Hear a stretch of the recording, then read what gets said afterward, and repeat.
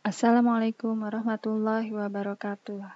Halo semuanya, berjumpa kembali dengan saya, Dian Widya, di video pembelajaran Kalkulus 2. Kali ini kita akan membahas materi tentang perubahan variabel dalam integral lipat. Perubahan variabel yang sudah dipelajari sebelumnya berkaitan dengan perubahan koordinat. Di integral lipat 2, dx dy sama dengan r dr d theta menunjukkan perubahan koordinat kartesius ke koordinat polar. Sedangkan di integral lipat 3, dx dy dz sama dengan r dz dr d theta menunjukkan perubahan koordinat kartesius ke koordinat tabung, dan dx dy dz sama dengan rho kuadrat sin v d rho d theta dv menunjukkan perubahan koordinat kartesius ke koordinat bola. Nah, yang akan kita pelajari sekarang adalah 4 poin pembahasan ini. Sehingga nantinya kita mampu melakukan perubahan variabel untuk integral lipat 2 dan integral lipat 3 secara umum. Pertama, kita review materi tentang perubahan variabel untuk integral fungsi satu variabel yang ada di teorema metode substitusi untuk integral tentu.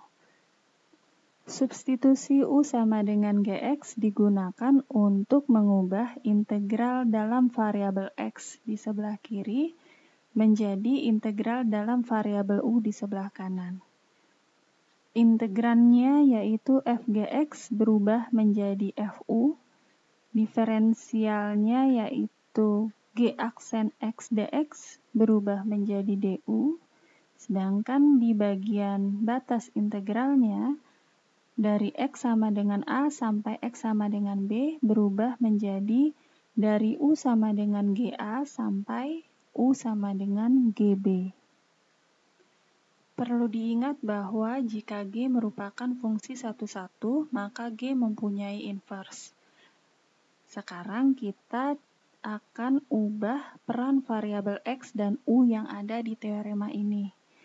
Jadi, substitusi X sama dengan GU digunakan untuk mengubah integral dalam variabel X ini menjadi integral dalam variabel U ini.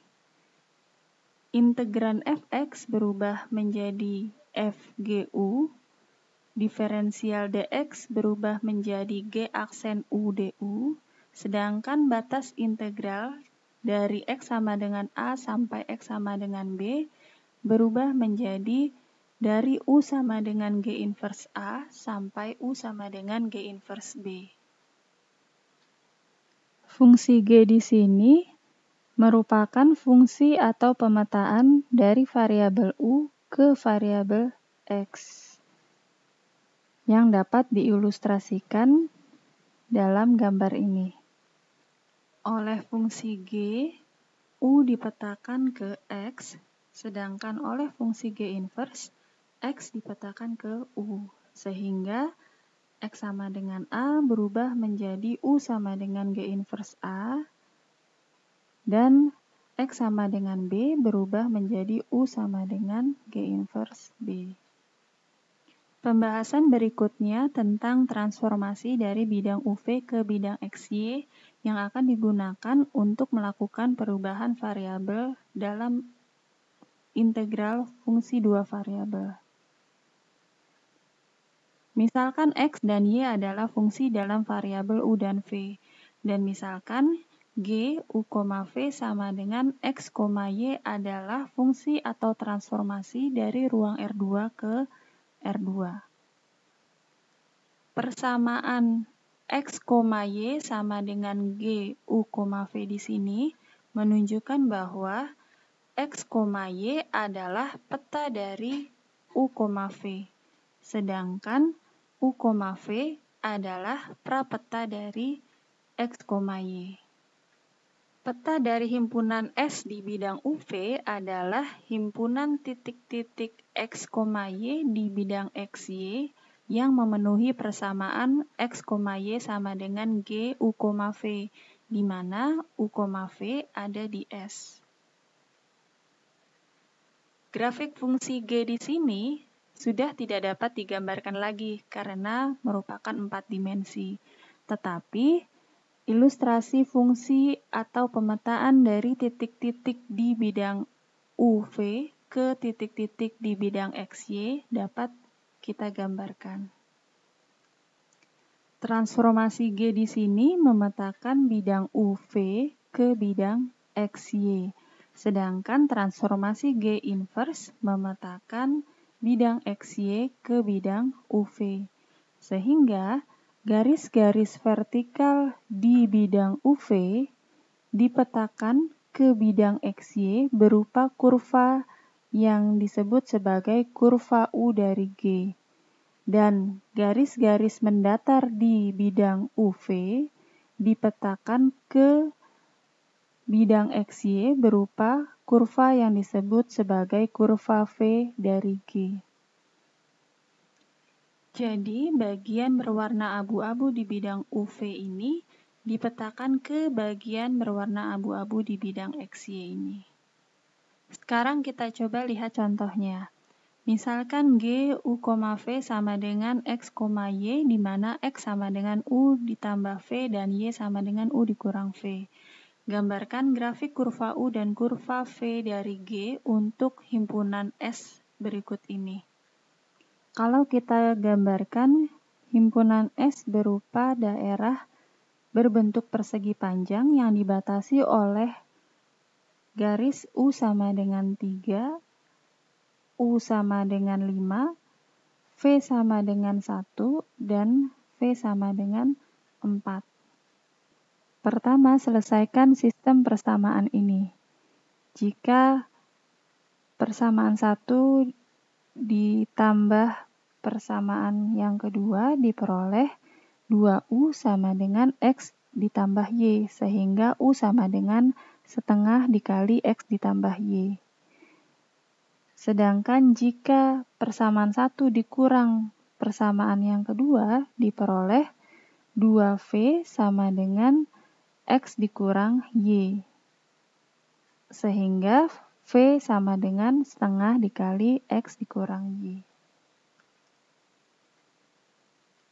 Garis vertikal di bidang UV yaitu U sama dengan konstanta C di mana C sama dengan 3, 4, dan 5 dipetakan ke bidang XY menghasilkan kurva U dari G, yaitu C sama dengan setengah dikali X plus Y, atau disederhanakan menjadi Y sama dengan 2C min X. Ketiga kurva U tersebut berupa garis-garis yang sejajar dengan gradien garisnya adalah min 1. Sedangkan garis mendatar di bidang UV yaitu V sama dengan konstanta K, di mana K sama dengan 1, 2, 3, dan 4, dipetakan ke bidang XY menghasilkan kurva V dari G, yaitu K sama dengan setengah dikali X min Y, atau disederhanakan menjadi Y sama dengan X min 2K. Keempat kurva V tersebut berupa garis-garis sejajar dengan gradien garisnya adalah plus 1. Berikut adalah grafik kurva U dan kurva V dari G untuk S. Garis U sama dengan 3 di bidang UV dipetakan ke bidang XY berupa kurva U untuk U sama dengan 3, yaitu garis dengan persamaan Y sama dengan 6 min X. Sedangkan garis V sama dengan 2 di bidang UV dipetakan ke bidang XY berupa kurva V untuk V sama dengan 2, yaitu garis dengan persamaan Y sama dengan X min 4. Jadi, transformasi G memetakan himpunan S di bidang UV ke himpunan R di bidang XY ini. Sedangkan transformasi G inverse memetakan himpunan R di bidang XY ke himpunan S di bidang UV. Pembahasan berikutnya tentang perubahan variabel untuk integral lipat 2 yang dijelaskan dalam teorema berikut ini. Misalkan G adalah transformasi satu-satu dari ruang R2 ke R2 yang memetakan daerah terbatas S di bidang UV ke daerah terbatas R di bidang XY. Jika G dalam bentuk G U, V sama dengan X, Y, maka integral lipat 2 dari F atas daerah R di bidang XY akan sama dengan integral lipat 2F atas daerah S di bidang UV, di mana integran F fungsi dalam X dan Y berubah menjadi fungsi dalam U dan V. Diferensial dx dy berubah menjadi mutlak dari J U, V du dv, di mana J U, V disebut sebagai Jacobian, yaitu determinan dari matriks ukuran 2x2 ini, yang entry-entrynya adalah turunan parsial dari variabel X dan Y terhadap variabel U dan V. Sedangkan batas integrasi daerah R di bidang XY berubah menjadi daerah S di bidang UV. Sekarang kita coba lihat contohnya. Hitunglah integral lipat 2 dari fungsi ini atas daerah R, di mana R adalah segitiga dengan titik-titik sudut yang diketahui. Kalau digambarkan daerah R-nya adalah segitiga ini. Pertama, misalkan X min Y ini adalah U dan X plus Y di sini adalah V. Kemudian kita selesaikan sistem persamaan ini sehingga diperoleh X sama dengan setengah dikali U plus V dan Y sama dengan setengah dikali V min U. Daerah R di bidang XY ini dapat dituliskan sebagai himpunan Y sederhana, yaitu Y berada di antara Y sama dengan min X dan Y sama dengan X, di mana X lebih besar sama dengan 0 dan lebih kecil sama dengan pi. Kemudian kita ubah variabel X dan Y dari daerah R ini ke dalam variabel U dan V menggunakan persamaan ini. Setelah disederhanakan, kita peroleh daerah S di bidang UV, yaitu U lebih besar sama dengan 0, V lebih besar sama dengan 0, dan U plus V lebih besar sama dengan 0, dan lebih kecil sama dengan 2pi. Yang kalau digambarkan, daerah S di bidang UV berbentuk segitiga yang dibatasi oleh sumbu U, sumbu V, dan garis U plus V sama dengan 2pi. Sekarang perhatikan kembali transformasi ini untuk mencari nilai Jacobiannya. Jadi, Jacobian untuk transformasi tersebut adalah determinan dari matriks ini, yaitu setengah. Sehingga integral lipat 2 dari cos X min Y dikali sin X plus Y atas daerah R di bidang XY akan berubah menjadi integral lipat 2 dari cos U sin V dikali nilai mutlak dari setengah du dv atas daerah S yang ada di bidang UV. Jika daerah S dipandang sebagai himpunan U sederhana, maka terlihat bahwa U dimulai dari U sama dengan 0 sampai U garis dengan persamaan U sama dengan 2pi min V. Sedangkan V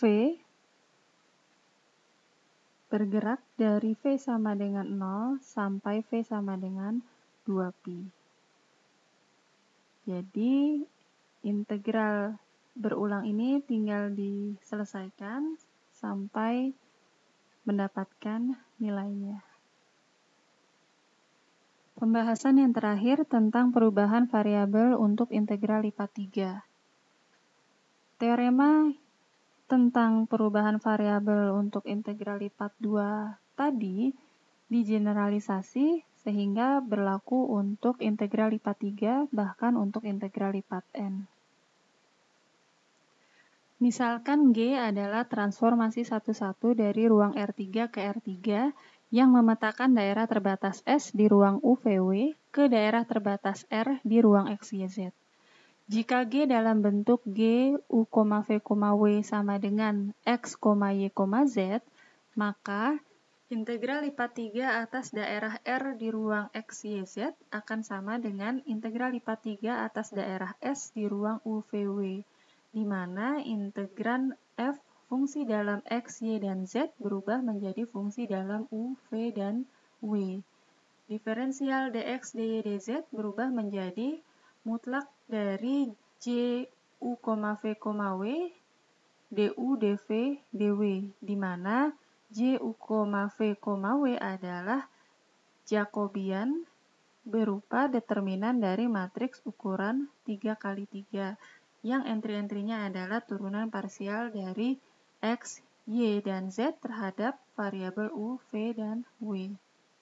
Sebagai contoh, turunkanlah rumus perubahan koordinat Kartesius ke koordinat tabung, yaitu dx, dy, dz sama dengan r, dr, dθ, dz.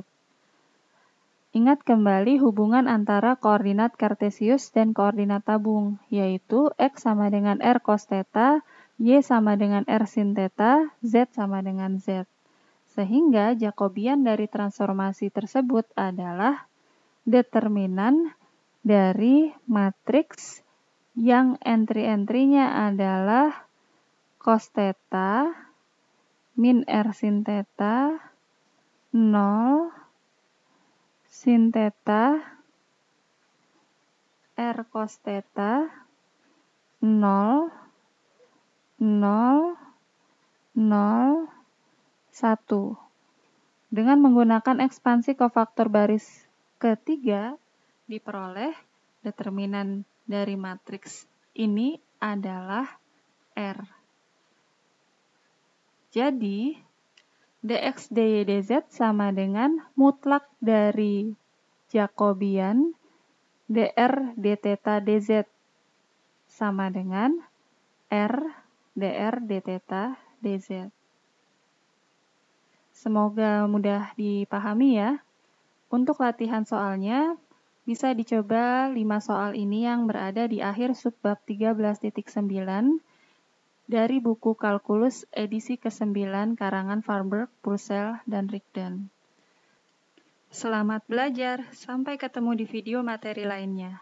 Assalamualaikum warahmatullahi wabarakatuh.